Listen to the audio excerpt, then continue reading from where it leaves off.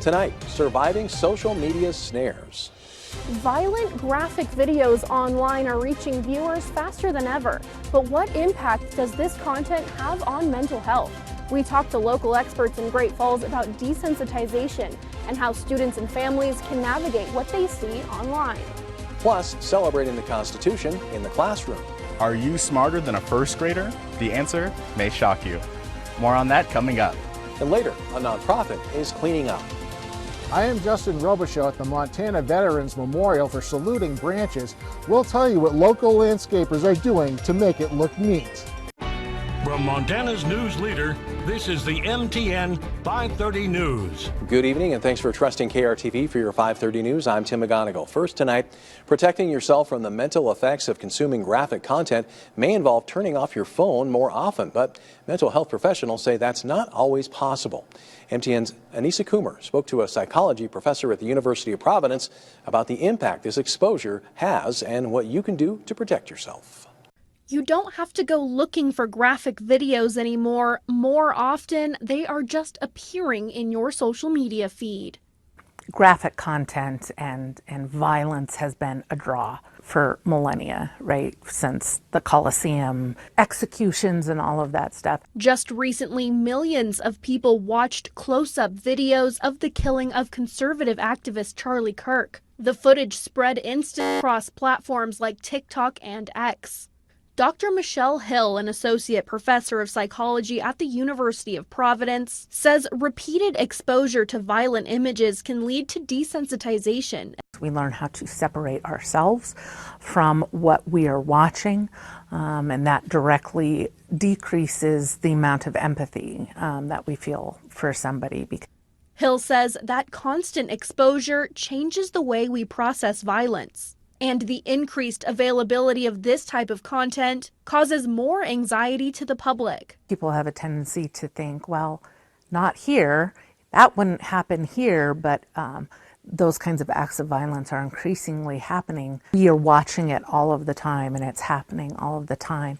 It can elicit a lot of sadness and a lot of fear. Beyond the mental health impact, there's also the question of responsibility and whether social media platforms are doing enough. I think that social media platforms have a responsibility to monitor that kind of content. The bigger question is, why are people accessing it? And what kinds of things can we as communities, as parents, do to monitor what they are able to access?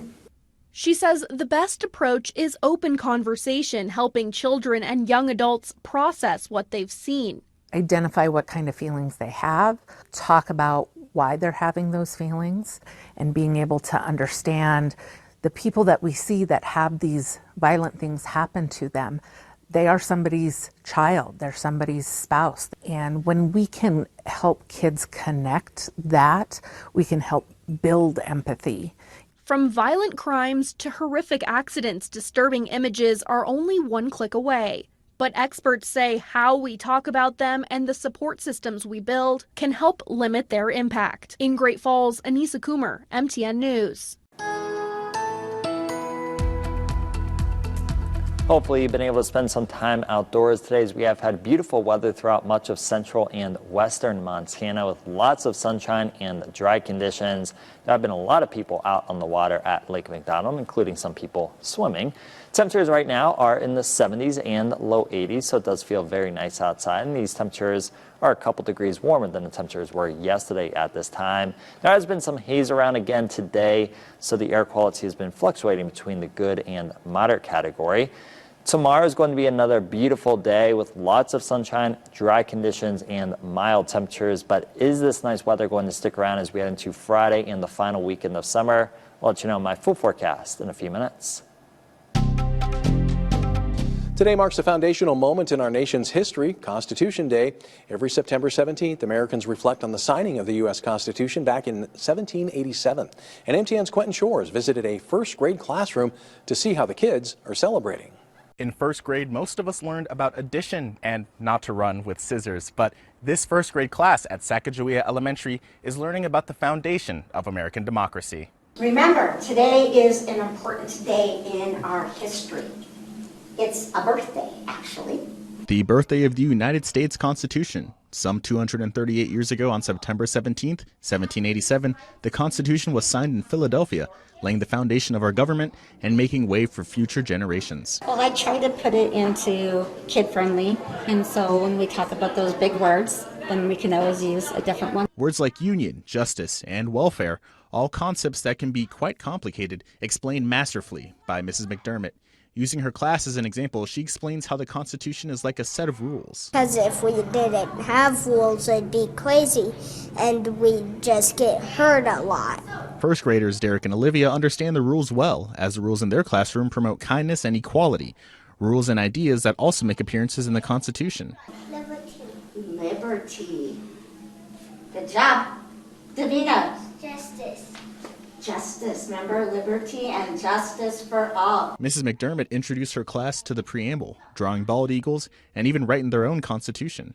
This serves as a great stepping stone for the concept of American democracy and the importance of its history. The students learned about what rules and freedoms they have and what is expected of them. We have to play fairly, and we have to take turns. In Great Falls, I'm Quentin Shores, MTN News. Over in Helena, MTN's Madeline Heath attended a celebration at the state capitol in honor of National Constitution Day. She has more from that event. The Constitution is more than ink and parchment, but rather a framework for our everyday lives and freedoms in America. Montanans have gathered at the Capitol to celebrate this important document to our nation's history. Is something that nobody else has. It's uniquely ours, and we can be enormously proud of it. That pride filled the Capitol Rotunda Wednesday with songs, speeches, and reciting the preamble. Similar to celebrating anniversaries and birthdays and remembering our dead. They never get lost as long as we remember them. And when we remember them, we have to look a little deeper and say, well, why is this important? Important because the Constitution protects essential freedoms and protections for all citizens. I don't think most people realize, but almost everything that happens in their daily life can go back to the Constitution. The celebration for all ages was also marked by a bell ringing. It was good and fun. It was really loud, but I didn't cover my ears because I was in charge of it. Governor Greg Gianforte proclaimed September 17th as Constitution Day and the week as Constitution Week.